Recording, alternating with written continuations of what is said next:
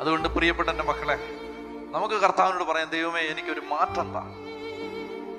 എൻ്റെ ജീവിതത്തിൽ ഞാൻ വീട്ടിൽ എപ്പോഴും ഒരു ഇറിറ്റേഷനാണ്. എല്ലാവരോടും ചുമ്മാ വഴക്കണ്ടോട്ടിരിക്കുകയാണ്. ഞാൻ എന്തെടുത്ത് പറഞ്ഞാലും വീട്ടിൽ വഴക്ക് നടക്കും. എൻ്റെ നാവ് വളച്ചാ വീട്ടിൽ മകളാണ്. ഒരു 10 മിനിറ്റ് മിണ്ടാതിരിക്കാൻ എനിക്കൊരു അഭിഷേകം താ. നാവിന്റെ അഭിഷേകം അല്ലേ?